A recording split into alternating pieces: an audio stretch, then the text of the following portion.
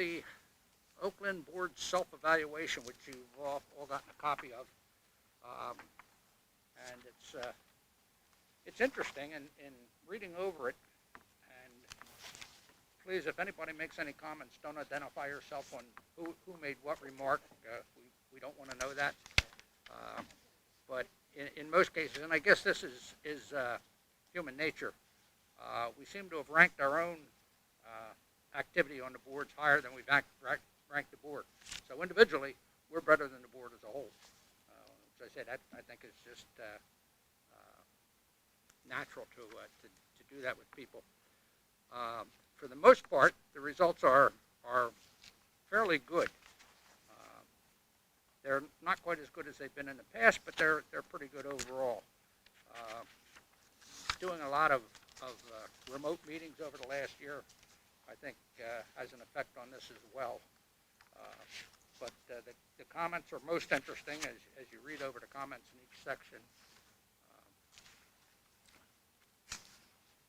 And I'm not going to find out, not going to find what I wanted at this point.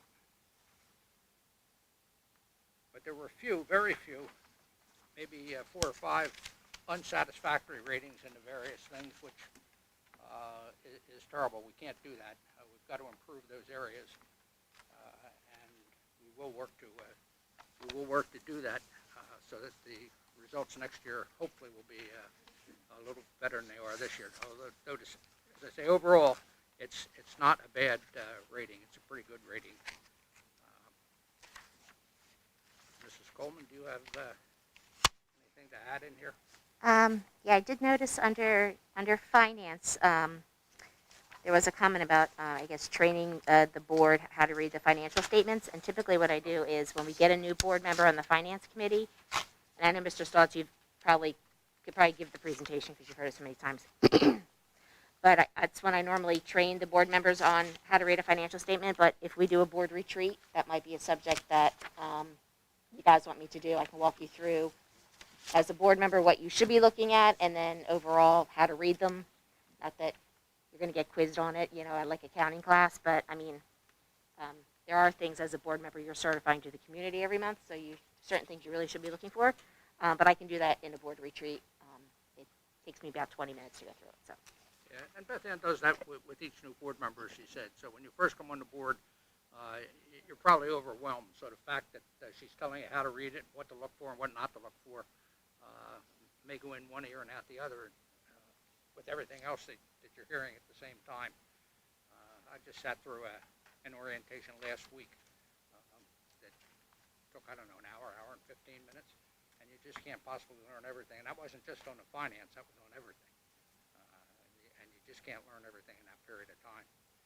So Bill, may I ask if, it might be timely with the talking about a board retreat and some of the responding to some of the comments that our self-evaluation had, but also with the strategic planning process, there might be a good, dovetail into the work that we're doing there as a board and also some internal work as a board. I don't know if you had thoughts on timing of any of that or if that's TBD.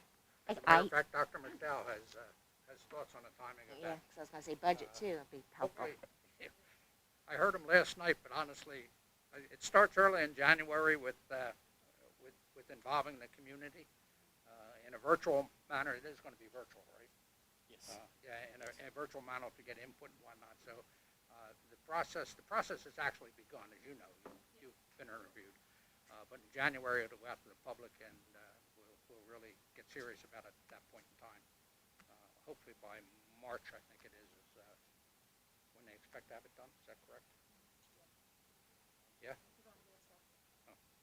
I'd asked that question during my evaluation. What was the timeline to know, what was going on in the community, and then collaboration with a group, and then getting together virtually or in person, depending on COVID.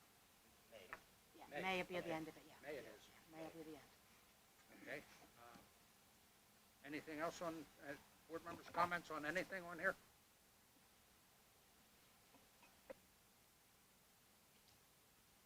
Hearing none. I'm surprised. Okay, well, that's the evaluation for Well, it says 2021. This is 2021, isn't it? Okay. Yet you actually ranked yourself on last year's performance. I'm sorry? You're ranking yourself on how you've done in 2021. Oh, yes. But yeah, for last year. And as I say, we've been a little less happy with ourselves than we have been in the past, but not bad at all. So, do we need to approve that down, or just information? Yeah, it's just for information. You have to Okay, do it. all right. Okay, we'll move on to Mr. Yamamoto and the Start Strong.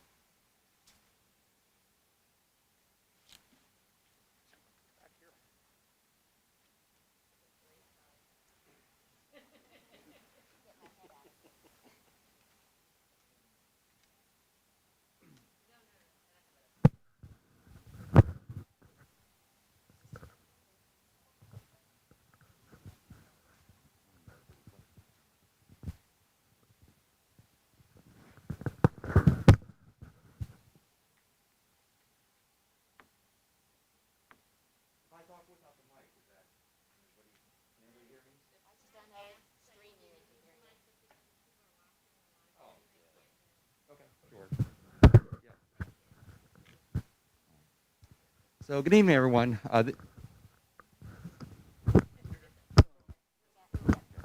This is the Start Strong presentation. The Start Strong that we gave in early October of 21 was required by all schools because it was actually a federal requirement. We didn't have the NJSLA last year, and this was part of what New Jersey had to do. So who tested in the Start Strong? All right, so it was Oakland's 4th and 5th graders that did both ELA and math. The test itself was about 45 to 60 minutes, about an hour. And what the test was it actually covered the previous year's content. So if a 5th grade took tests for math, they actually did 4th grade math questions. So one of the reports that we got back, because this actually was helpful, was what they call support level reports.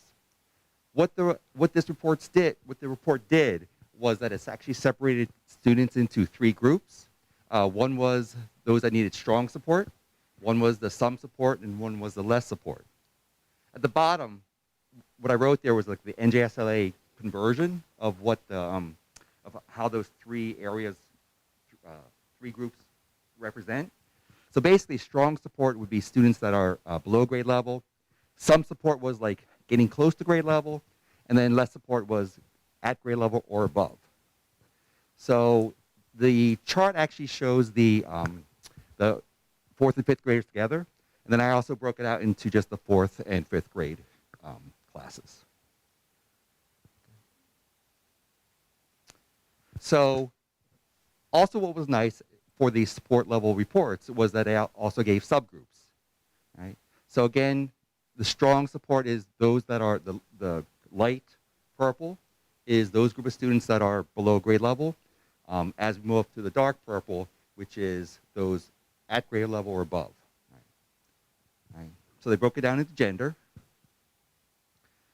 So as you see, this one has the IEPs and 504 students, but the state does have a requirement that if there are less than 10 students in a subgroup, we actually cannot share that information. And based on the percentages, you would know how many kids were in that subgroup. Right? But this is for students that have IEPs. The next subgroup was for ethnicity. Again, I did have to redact the other areas, but we can look at the white population as well as the Hispanic. And then finally, we can look at the students that were economically disadvantaged. So now that we know where your kids or how your kids did or where they are at the time of the test, the question is, well, what do we do with that? Where do you go from here? So one of the other reports that was given was this questions report. And, excuse me, and what it did was it actually gave the question, it tied it to the standard, and if you look to the second to the right column, it tells you the percentage of students who got that part correct. So as you can see, I just pulled out a couple things, but I pulled out the multiplication division area and then fractions. You can see where fractions, we have kids like question 11, like no one got question 11 right. No one? Yeah, no one got question, sorry. No one got question 11 right. And you can see that the fractions percentages are a lot lower than the ones for multiplication division. So that directs us to, here's an area we really need to support the kids as we go through the current year standards.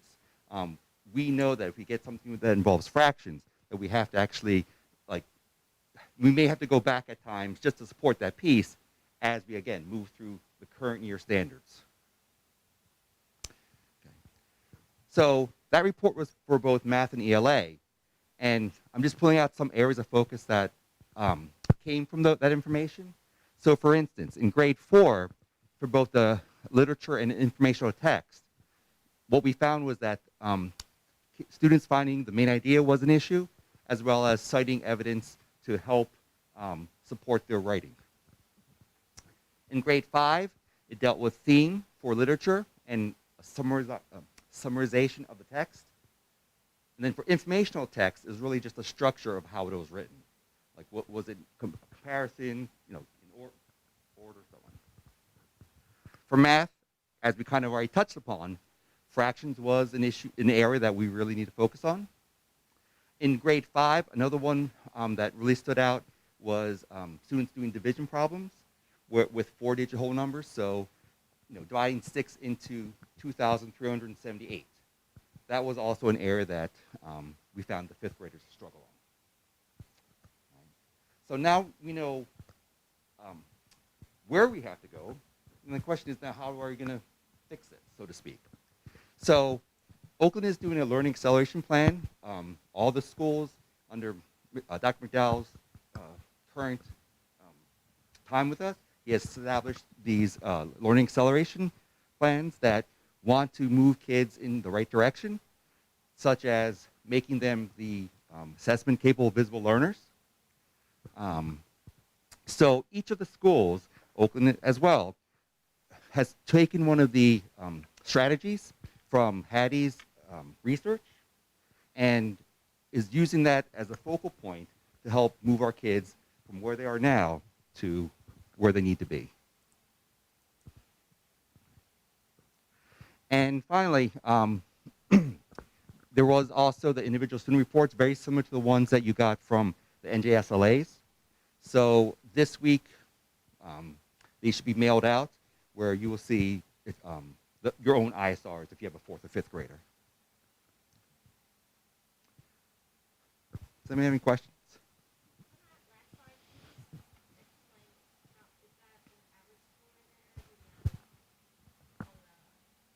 On the so that's the score that's it's just a snapshot of what the student, yes. Mm-hmm. There will be explanations also in the ISRs. There's also in the letter that comes out with them, there is a informational piece that you can actually log on and get more information. Yeah. Okay. Okay. Oh, cool. I got a question. Are these tests given every year? So the Start Strong started actually last year. Oh, let me think. Yeah. We didn't do what we did. We did a pilot in 6th grade, but really this was the first year that it was required. I haven't heard any talk about it being given next year, because again, this was really to satisfy a federal requirement. We are moving into the spring for NJSLA tests, and at the upper grades, they actually have to do an NJ GPA test for juniors. So there is a lot. The state is asking schools to do a lot of testing, unfortunately, this year. But for Start Strong, there hasn't been anything saying that this is going to be something next year. So do you know if the students are trending better or trending worse? Then, I'm sorry. Then, I mean, you put numbers up there. I tell you, my main concern is the English, the ESL or whatever. To me, those numbers are bad. I mean, they're really bad. for the like the English learners. Yeah, to me, that's like hit the panic button bad. Well, I mean, what's going on?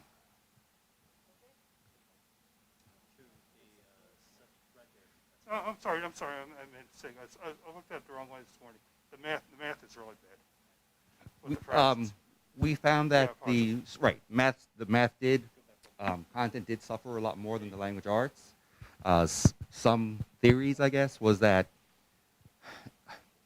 for literacy, you can actually read at home. You can do that work at home, where kids can read books and so on. Which again, reading in itself helps you. For math, I mean, you really have to do the problems, and not that any of your kids did this, but what I've heard was that a lot of the kids were actually using their phone. And you can take actually a picture of the problem, and what it does is it actually gives you the solution and the answer. So when your teacher says, "Show me the work," they can actually show the work. So part of it might be some of that piece where there was,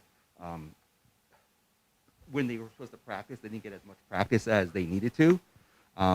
But the information was, I think the teachers did a wonderful job presenting the information. It's just very hard when the skill set for math is something that continues on.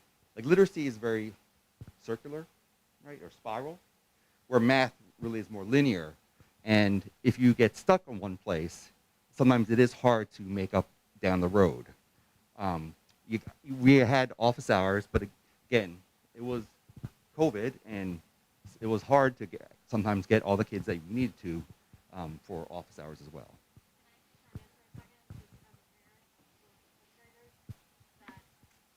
Sorry, I'll try this one. I'll just add as a parent of current fourth and fifth graders now that who primarily learned remotely last year, that it was much easier for the writing and reading to translate in a virtual environment and much harder for math to translate virtually, just because of the kind of work they do. I'll also say I don't recall my third graders doing a lot with fractions at all last year. It just seemed to be something that they didn't get to because they were doing other stuff. So that's just sort of how I look at it too, and I know that they need more support in math, but math on a computer was much more difficult than math in a classroom. To piggyback off of what Denise said, I think that we also need to all acknowledge the reality of the history. So let's go back to 2020.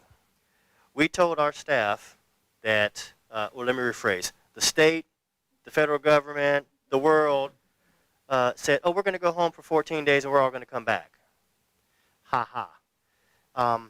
What we asked our teachers to do was to create an entire new way of teaching and learning with no tools, no training, no resources, no expectations.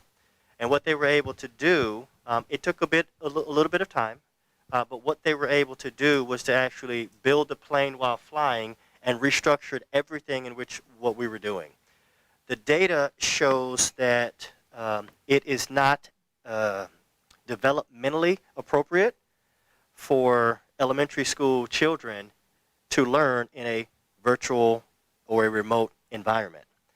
So the data that we're looking at tonight is not a surprise. We knew that the data was going to tell us a story. The most important component around the data is what are the specific or discrete skills that children need that we need to fill the gaps while exposing children this year to grade level content.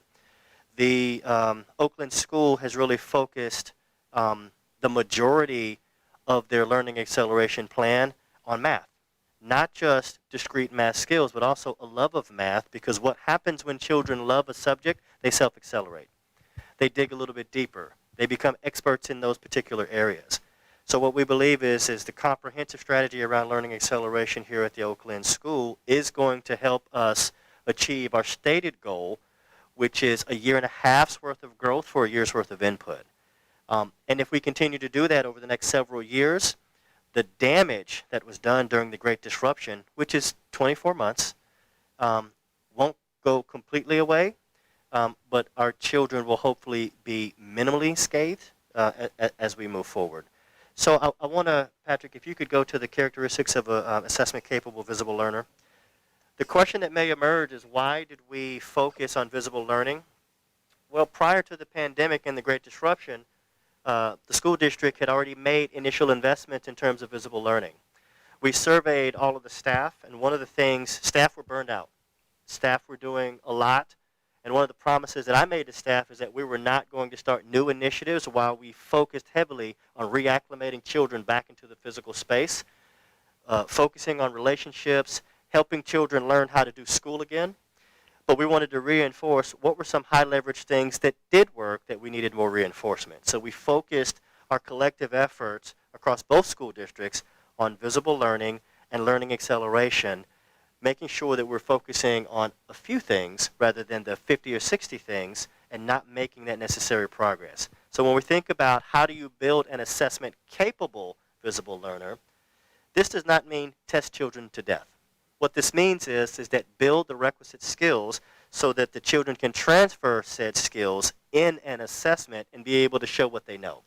So when you're looking at these characteristics, you want to make sure that you're placing the name of the child in front of each of those characteristics. So number one, my child knows and understands or has an understanding of what they know. So what do I know about this particular subject? My child understands where we're going. My child is able to successfully select tools that help guide their learning. My child seeks feedback but really understands that mistakes are part of the process. My child monitors their own progress and is able to make adjustments based on the feedback that they're getting from their teacher, the performance that they are seeing on the tasks, and their own level of understanding as it relates with the task or the challenge that's being put in front of them. And they have confidence to be risk takers and to try those particular things. And finally, my child recognizes that they have learned something and has the confidence and the capacity to teach others. So that's what we're really going to be focused on. So we know that the data is not a glowing reflection of the collective efforts and work that our teachers have done, but it's not a surprise, and it is consistent with the country in terms of where they fall. We know that especially in those primer grades, we know that math is a core challenge. And we know that it's a core challenge because if you look at the standards of mathematical practice, it really requires multiple modes of learning, and it requires students to really be able to fully engage in person in the learning process. So when you add the developmental challenges of trying to give children education in a structure that their brains are not quite ready for, trying to teach complex mathematical concepts in a format that most of us, myself included, would not learn in that capacity, the school has chosen the right things to focus on this year. We are also fortunate to have the additional funds and resources to be able to target levels of instruction while helping children learn how to do school again, while helping make sure that our educators have the resources that they need in order to teach children the way in which they learn best. So I just wanted to put that in context. I have a question. I love the Hawk Awards that have been done, and I'm just wondering if there were thoughts to bring back subject level awards, just in the, for number 6 of recognizing growth and progress, just a thought. And then, right. And the other question I had is were each of the content areas 16 questions, or was it more of that? I was just wondering what the volume of, because if you get one wrong out of 16 versus one wrong out of 60, it's different. I'm just curious. I'd have to go back. I can get the information for you. I don't recall right now. I just have a quick question on some of the charts. Some of them dark purple means strong support, and some of them light purple means strong support, and I'm just want to make sure that I'm reading it correctly. So I'm looking at that one. Oh, sorry. That was my error. I Yeah. can correct it before we put it That's up, okay. you know. Okay. But yeah, it should be, as it goes from left to right, it's Got it. showing the most support needed. Got it. Right. Perfect. Got it. I thought that was how I was reading it. I just wanted to clarify. Yes. Yeah. Thank you. Okay. Sorry about that. That's okay. I just asked one more question. I know that we're not sure yet if this test will be required next year, but I'm curious. I know that there's other assessments that are done, but just in terms of the board seeing progress, if there's something, if this test is not given next year, if there's some other assessment that we could see to see if there's been, what improvement has been in math over this year, you know? So the best determination will be the ongoing assessments that are happening in the classroom. That's the primary. We hope and pray we do not have to administer Start Strong, because if we have to administer Start Strong, it wouldn't be this year, it would be the following year, and it would be because we were in lockdown again and we were not able to do the NJSLAs. So we hope that we never have to do the Start Strong again and that we focus on the NJSLAs. Thank you. Thanks, Linda. Okay. Start strong. Okay, we're up to the committee of the whole. Is there a motion to go into a committee of the whole? So moved. Second. Okay, moved and seconded. All those in favor? Aye. Opposed? Okay, we're in a committee of the whole meeting right now, where we can discuss virtually anything your little heart's desire. I'd like to start off with just a note about Bob Fink. This is Bob's last meeting, unfortunately, and Bob's been a very good member for the period of time he's been on, which is relatively short, a few years. But he's been valuable during that period of time, not only because he has gray hair, which is important to me. It's okay, but also for his input and his objectiveness. He asks questions. He gives us his position and why. He's always prepared when he comes to a meeting or a committee meeting or the regular meeting. He is always prepared. He's always done his homework. And I was really impressed with his courage, not necessarily from the board aspect, but from his dressing as a cow on Halloween.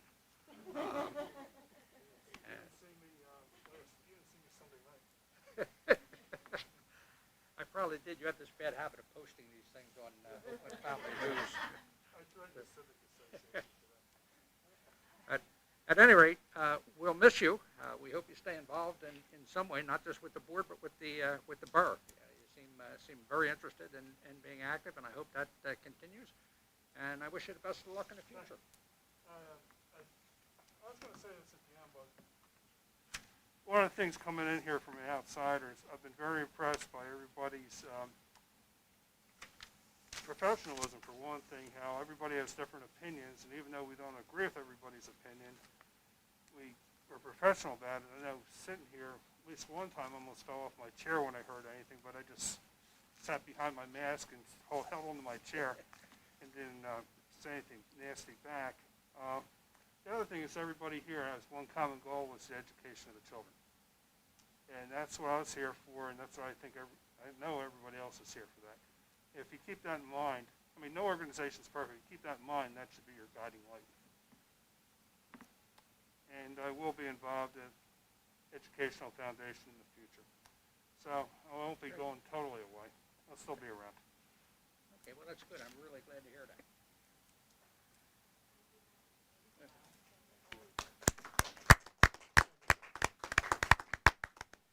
Do you have plans yet for next Halloween? My wife's making mention about a big Easter bunny outfit. All right, well, that's good. And that's not a joke. You don't know my wife. All right, thank you very much for your service, Bob. We really do appreciate it. Does anybody have anything else they would like to discuss in the committee of the whole? Yeah, just a couple things to bring up. One, just a second, what Bill shared with Bob. The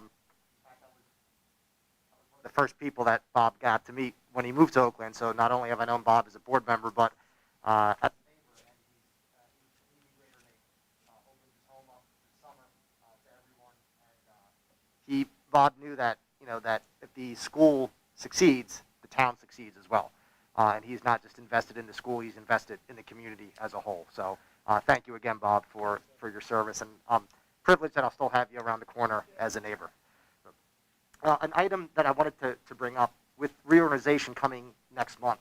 I know one of the things we've discussed is looking at our committee structure and kind of tackling that at our reorganization meeting. So I would ask if we could maybe come with ideas in mind and present them maybe during our organization meeting so we can kind of look at the suggestions, see what we're thinking in terms of committee restructuring, and then figure out what's the best option to go. So if we come prepared with some ideas and suggestions and then kind of go from there, I think that would be a big benefit for all of us. Agreed.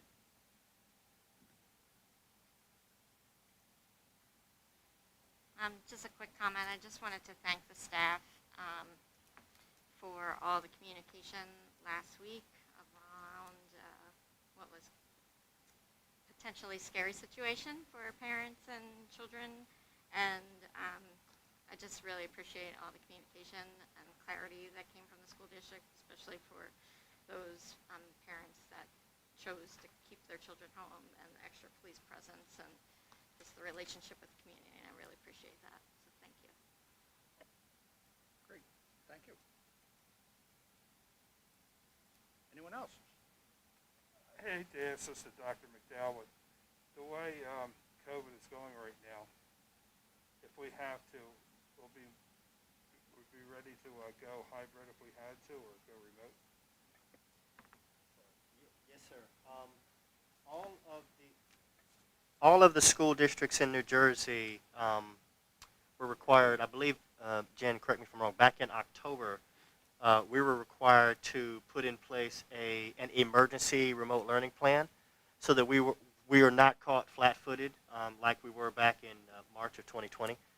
So remote learning in the event of an emergency will look different than what it looked like in the past because we've learned a lot of things. We have better tools, we have better strategies, and based on the feedback of what worked and what didn't work coming from our educators, we now have a much more solid plan as a temporary solution. As I shared in the last segment, it is not developmentally appropriate for us to stay in a remote or a virtual environment at the elementary level. So in the event that we have to move into that space, that would be based on a formal order either from the Department of Health or from the Executive Office of the Governor. Right now, the strategies that we have in place, the multiple layers are working. There is no perfect strategy, and there is no environment where there is zero risk. But the strategies that are in place right now are working. The staff is doing a phenomenal job, taxing, tired, ready for the break. But what we believe is that we're doing the right things in order to keep children safe and also keep the school open. But in answer to your question, if we need to convert, we are better prepared to do so. Anyone else? Hearing none, is there a motion to come out of Committee of the Whole? Second. Okay, moved and seconded. All those in favor? Aye. Opposed? Okay, we're now back in general session. We have future dates that are listed here for your review.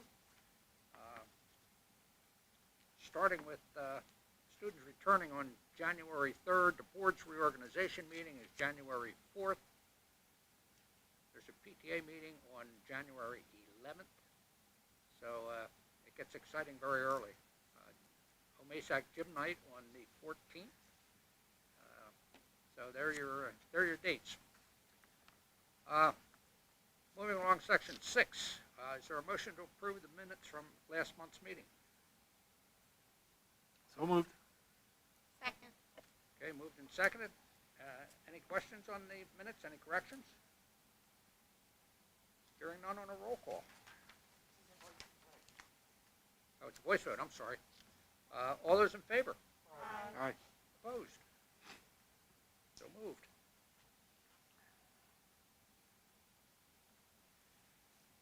Okay, section 7 is our first section for public comment. There'll be another session later in the agenda, but for this one, we ask you keep it to agenda items only. Stand, give us your name and address, and try and keep your comments to 5 minutes or less. So is there anybody has anything to bring for the on the agenda items? Okay, hearing none, we'll move right along. Superintendent's report. Section 8.01 is the enrollment. Enrollment for November 2020 was 274. Enrollment as of November 2021 is 262. And the attached report is for your viewing. 8.02 is the school safety drill report that is also attached. There are no suspensions. There are no anti-bullying reports.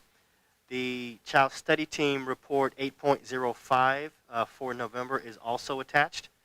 And there are no policies at this time for first read. Okay, thank you, Dr. McDowell. Go to the liaison reports. The first one is Denise with the PTA. I'm sorry. Yeah, Denise with the That's PTA. it. Yeah, the PTA met on December 7th here in the library. It was a small group that met in person, but the meeting is also streamed on Facebook, so there's a lot of interaction and comments from people who viewed at home, which is always helpful. The PTA hosted an online holiday shop, so students could shop for their families online, and those items will be delivered to school this week. They also hosted a holiday event on December 11th, which was wonderful. And it was really great to have, there was a lot of teachers that came and did reading time, mystery readers throughout the event, and that was really great. Upcoming, PTA will host a virtual bingo night on January 21st, a virtual book fair during the week of January 24th, and then a blood drive on January 29th. And the next meeting is on January 11th at 7:30 here in the library. Thanks. Very good, thank you. Anybody have any questions on any of those? Okay, we'll then go to OMASAC with Teresa. I saw where the next meeting, or the December meeting has been postponed until January. Yeah, it was supposed to be last night, but just due to rising cases, limited agenda, and that it was a pretty busy time of year, they decided to cancel the meeting. But they're working on in-kind hours for quarterly reports, and as I think was noted, there was a gym night in December. I think it was the 17th, last Friday, and there's another one coming up in January. So, and they're always looking for volunteers for that. So, As always. yeah. Any questions? Okay, thank you. We'll go to Collingwood. This is hot off the press. This was last night. 21st, okay. The meeting started with recognition of Tom Santo. I don't know whether any of you folks know Tom or not. If you lived in well, yeah, the people that teach at Collingwood know him. He's been there for quite a while. He's the principal at Zane North, and he'll be retiring before the end of the year. His replacement was also approved last night, and they're waiting to decide when that will physically take place. In the meantime, there'll be an interim superintendent, but Mr. Jenna from the high school will be the new Zane North principal as soon as they can work out the transition. There was a presentation by Mr. Yamamoto, as you saw tonight. They did the same thing last night for Collingwood. And Dr. Principato had a presentation on the Esser fund distribution, which I believe you'll see later in our agenda. Not from Dr. Principato, but I believe from Beth Ann. There was an update from Dr. McDowell on the COVID status and the vaccine clinic that was run last week at Collingwood. Last week or the week before? December 13th. 13th, okay. 2 weeks ago. That turned into a bit of a disaster because the party that was administering the shots wasn't prepared and wasn't on time, but other than that, it was fine. But that led to a very long line, unfortunately, which was not the school's fault. There was the update on the strategic planning from Dr. McDowell. College total enrollment increased by 45 people over the last month to a total of 2,263 people for the total district enrollment. The student board members gave their usual report on activities at the high school. They approved Oxford Consulting as a servicer for behavioral consultation. They approved high school field trips. They approved the high school spring musical for March 10th, 11th, and 12th. The performance will be something known as Urinetown. And I'm not sure where they get these from, but apparently it's apparently it's legitimate. They approved amending a retirement date for Denise Saletti, who's in the board office. She'll be retiring also in the next few months. They approved, here's one that really doesn't affect us, but they approved the retirement of Gail Lewin, who is a sub in the elementary schools at Collingwood, and she's a resident of Oaklyn, and she's been around forever. And she'd be happy to hear me say that. But she's also retiring I believe within the next month. They approved the retirement of Ron Hamrick. That's somebody you may know. He is the former athletic director at Collingwood, and he now has another function, but he's retiring also before the end of the year. His retirement date, I think, is February 28th. They approved a change of title for Beth Ann. Congratulations, Beth Ann. She will now be known as the Assistant Superintendent for Business and Operations. So, congratulations or condolences, one or the other. And the public comment last night, there was a parent who's been there over the last few months, much concerned about the effectiveness of the HVAC filters in the schools in Collingwood. He comes in with his own reports and asks a multitude of questions that it can't be answered off the top. So they're being worked on by the district. I guess hopefully they're being worked on, right? So personally, I don't see a problem, but he does. So we're working on that. And that was it. That was the meeting last night. So you're right up to speed. Anybody have any questions on any of those? Oh, okay. We're back with Therese on the Education Foundation. Well, as you heard tonight, Bob Fink is going to be helping us out with the Oakland.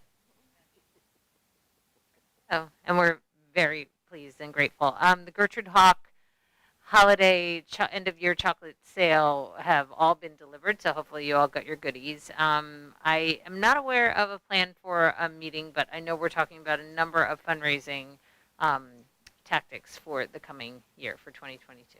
So, more later. More to follow. Okay. Okay, bear with me just a second. I'm trying to keep up. You talk way too fast. I can go on. Just kidding. Okay.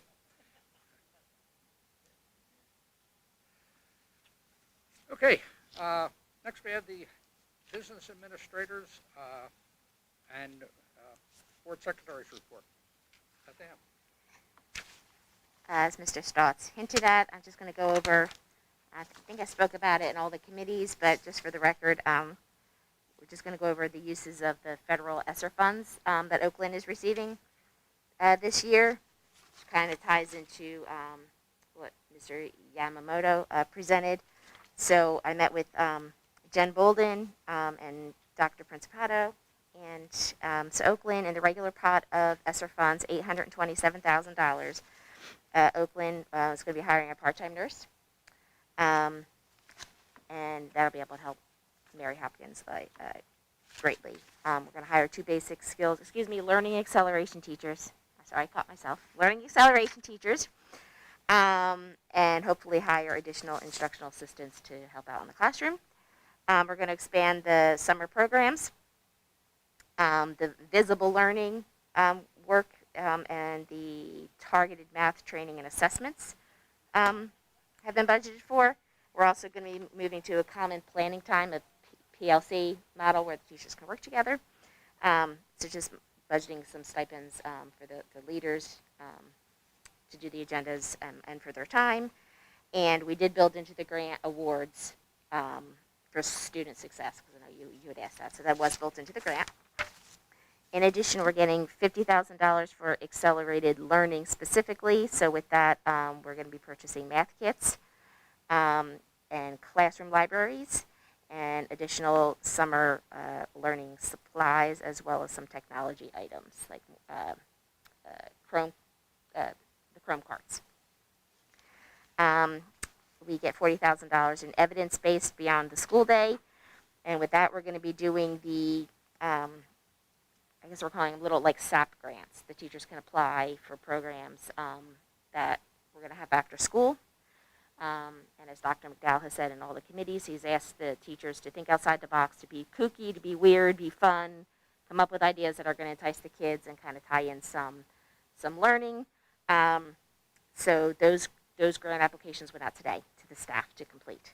And then $45,000 for mental health services we're receiving. So with that, we're going to purchase some supplies. We're going to get an additional social work intern. And we're going to expand our partnership with Jefferson Health. And then last but not least, we're getting an additional $40,000 for evidence-based summer enrichment. So we're going to throw that also into the summer programming. And these funds don't expire until 2024, so all of these things that we just spoke about, we have 2.5 years. Okay? Just a quick question for the summer program. Is that still like for young elementary? I think it's going to be everybody, right, Jen? Yeah. Oh, okay. Yeah. Thanks. And so that's the Esser funds. And with that being said, this evening I have the November monthly transfer report for your review and approval, the November 2021 Secretary Treasurer's Report and Cash Report, your December 2021 purchase orders, as well as the December 2021 warrants to be approved. And that's it. Okay, thanks, Beth Ann. Okay, section 11, finance, facilities, and shared services. Therese. Item 11.01 is recommendation to approve the transfers that Mrs. Coleman just presented. 11.02 is a certification, board secretary certification of no over expenditures. 11.03 is the board certification of no over expenditures. 11.04 are the approval of the secretary and treasurer's reports as just presented by Ms. Coleman. 11.05 are the purchase orders, and 11.06 are the warrant approvals as just presented. 11.07 are 3 shared services contract revisions that we discussed in committee. So we're seeking approval on that. 11.08 is use of facilities from the Collingwood Indoor Guard practice for the winter season. 11.09 is approval of use of facilities for the Collingwood Indoor Guard practice spring season. We've got a lot of these use of facilities. 11.10 is for Surge Color Guard. 11.11 is use of facilities for Oakland Soccer Club. And that is all. So we're looking for 11.01 to 11.11. Okay, I would like to ask for a motion to table 11.07 until next month to give the committee an opportunity to further discuss that. Sorry to jump in. There, 11.16, sorry for not noticing, is the use of facilities for Oakland Little League. That I guess should be up. No. Sorry. Sorry. Table.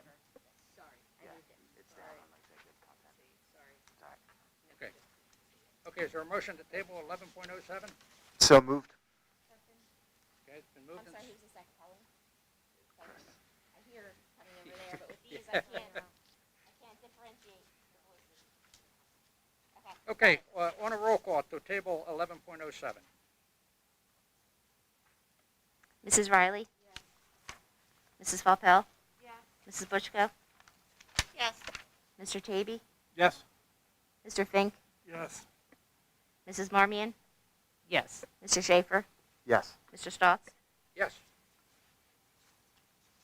Okay, now, is there a motion to approve items 11.01 through 11.11 with the exception of 11.07?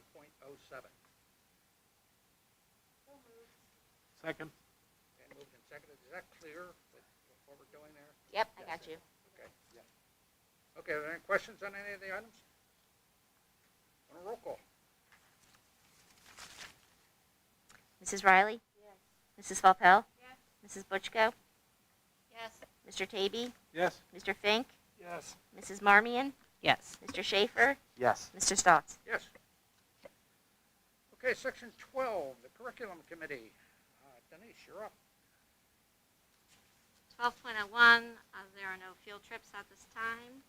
12.02 is the CUSAC District Improvement Plan, which will be presented to the New Jersey Department of Education. So there's an attachment there with all the details. And that is all. Okay, is there a motion to approve items 12.01 and 12.02? So moved. Okay, moved and seconded. Are there any questions on any of those items? Either of those items? Hearing none, on a roll call, please. Mrs. Riley? Mrs. Valpel? Mrs. Butchko? Yes. Mr. Tavy? Yes. Mr. Fink? Yes. Mrs. Marmion? Yes. Mr. Schaefer? Yes. Mr. Stotts? Yes. Section 13, personnel. Rich, you're up. Good evening. We are looking to approve item 13.02, which is additional hours for COVID tracing.